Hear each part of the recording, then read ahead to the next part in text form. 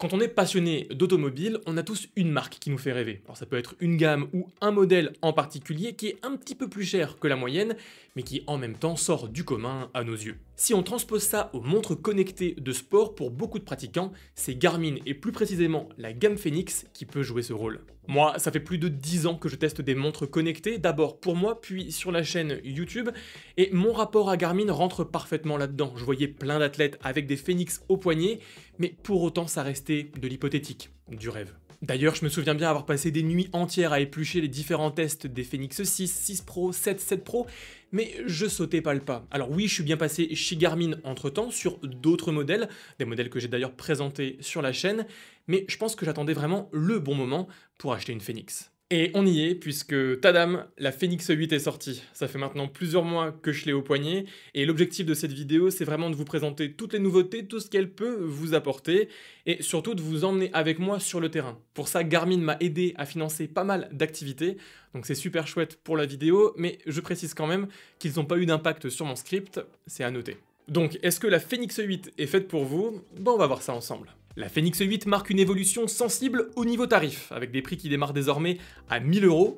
Cette évolution ne m'apparaît pas rédhibitoire car des alternatives moins chères restent au catalogue, comme la Fenix E. Mais surtout, les nouveautés incorporées dans la Fenix 8 la font passer dans une catégorie différente, de montres sportives à montres connectées tout-terrain ultra sportives. Et ça commence par l'abandon sur une grande partie de la gamme de la technologie Memory in Pixel, ou MIP. Si l'écran MIP est très intéressant pour sa lisibilité excellente en plein soleil tout en offrant une consommation d'énergie réduite, son plein potentiel n'était que rarement atteint.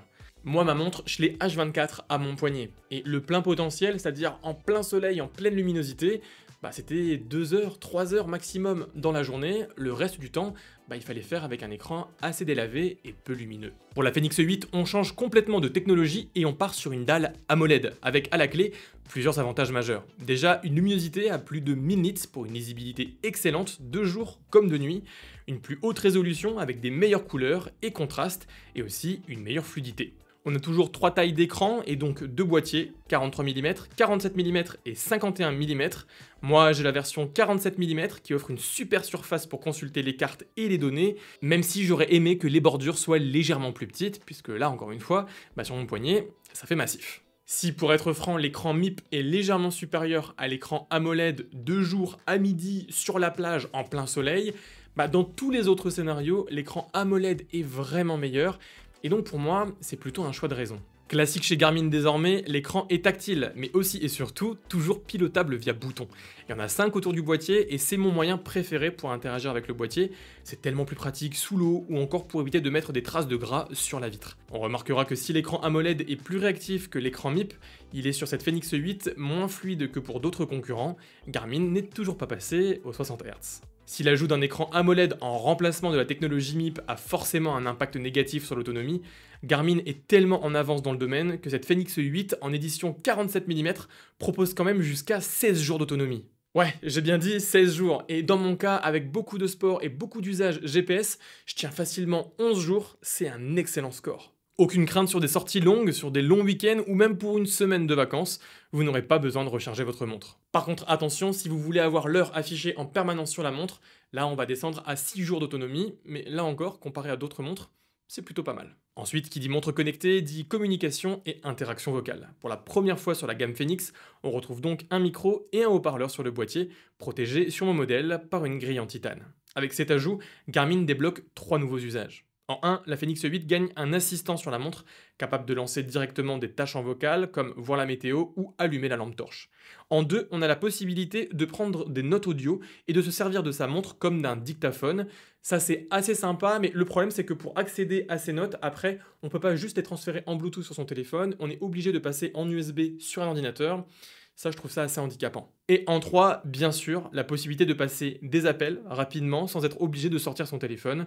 Et perso, je n'utilise le micro que pour ça, et c'est quand même vachement pratique dans bien des scénarios. Vu qu'on parlait des boutons, ici, grosse nouveauté puisque la dernière montre de Garmin dit adieu aux boutons mécaniques des anciennes montres pour un tout nouveau design de boutons à induction.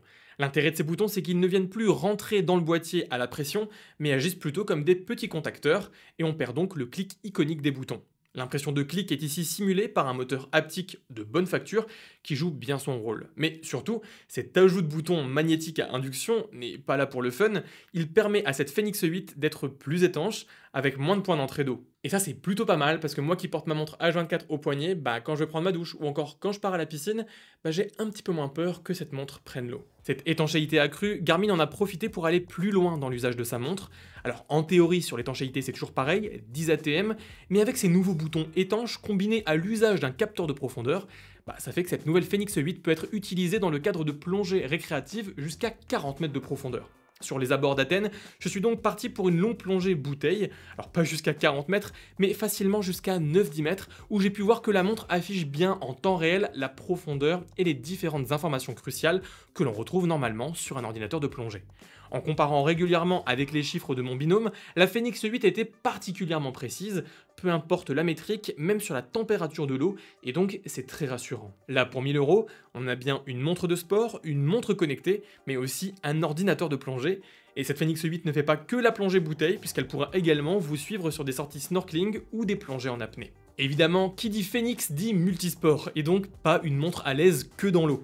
La Fenix 8 est bardée de capteurs et de fonctionnalités logicielles en tout genre. Alors, je pratique pas tous les sports offerts par cette montre, donc je vais vraiment me concentrer sur la musculation, la course à pied et le trail.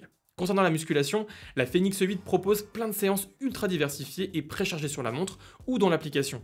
Des séances par groupe musculaire et par intensité. Il est aussi possible de créer vos propres séances dans la montre pour suivre pas à pas les exercices que vous avez décidés. Pour la course à pied, j'ai eu la montre début octobre, pile dans la dernière ligne droite de mon entraînement pour le semi-marathon de Bruxelles. Là encore, les informations offertes par l'application sont très importantes et elle m'a bien aidé, autant lors de l'entraînement que le jour de la course, pour être en mesure de doser mon effort. Après, je vous cache pas qu'entre mon déménagement et mes voyages, j'ai dû sauter pas mal d'entraînements et que le semi-marathon a été très compliqué et douloureux. Malgré tout, j'ai battu mon record en passant sous les 1h42, ça au moins, c'est fait. Le tracé GPS est de qualité, le capteur cardiaque ultra précis, c'est un pur bonheur d'avoir autant de fonctionnalités packées en une seule montre. Actuellement, avec la montre, je viens de rentrer dans une phase préparatoire pour le marathon de Paris, un plan sur 20 semaines créé sur l'application Garmin Connect et téléchargé sur la montre. Là aussi, oui, la montre elle a un coût initial assez important, mais à côté, elle offre plein de bonus non négligeables. Et enfin, j'ai commencé un petit peu le trail, je profite notamment de ma nouvelle ville pour me perdre dans les dunes, l'occasion de voir que dans la montre, il y a une nouvelle fonction de cartographie automatique qui s'adapte à notre position pour proposer à la volée un itinéraire bis. Ça c'est pas mal car sur les autres montres, il faut généralement revenir sur ses pas pour suivre le bon itinéraire. Là, c'est pas le cas, ça s'adapte automatiquement et c'est vraiment cool. Évidemment, la période où je me mets à courir beaucoup, c'est la période où il fait nuit dès 16h30. J'ai donc pu mettre à profit le flash de la montre. Au sommet du cadran, la Fenix 8 a une combinaison de LED pour éclairer notre chemin. Et cette nouveauté issue de la Fenix 7 Pro est améliorée dans cette nouvelle montre, puisque la luminosité est plus forte, réglable plus finement, et différents modes comme un mode stroboscope sont disponibles. La LED est vraiment ultra puissante, autant que le flash des derniers iPhones, et en plus la lumière n'est pas que blanche puisqu'une diode rouge permet également de préserver nos yeux la nuit. Cette LED, ça doit vraiment être pour moi la meilleure fonctionnalité de cette montre, je l'utilise vraiment tout le temps, pour aller aux toilettes la nuit, pour aller courir, même pour bricoler. Je trouve ça vraiment ultra pratique, en 2 clics on l'allume ou on l'éteint, ça va vraiment super bien, et j'ai même pu paramétrer dans la montre un mode où quand je pars courir et qu'il commence à faire noir, eh bien il y a un mode stroboscopique qui s'active, et ça c'est vraiment super. Je me permets quand même de vous mettre en garde sur la consommation d'énergie, qui dit LED plus puissante dit consommation accrue, et cette LED elle pompe un max. Environ 5% toutes les 10 minutes, j'ai même eu une belle surprise en pleine montagne quand je me suis retrouvé dans la nuit noire, montre éteinte parce que je n'avais pas suffisamment anticipé la consommation de la lampe. Mais une fois que ça vous arrive une fois, après vous faites gaffe. Bon, je pense qu'on a fait le tour de toutes les nouveautés de cette Fenix 8, c'est une montre qui a vraiment trouvé les moyens de s'améliorer, malgré le fait qu'elle faisait déjà partie des meilleures de la classe. C'est vraiment une montre référence pour le sport, j'ai testé et je peux vous le confirmer. Évidemment, les autres modèles de la gamme restent encore parfaitement valables, donc si vous êtes déjà équipé, posez-vous les bonnes questions. Mais pour tous les autres, franchement, ici, cette Fenix 8, c'est un couteau suisse. C'est un produit rapidement indispensable dès qu'on l'a au poignet, c'est un produit fiable et ultra polyvalent. Et vraiment, je pense qu'il faut vraiment la voir comme une forme d'investissement, parce que c'est une montre qui va vous tenir dans le temps. Dans tous les cas, je suis vraiment content que Garmin m'ait aidé à financer ces activités, j'espère que le format vous a plu, à la prochaine.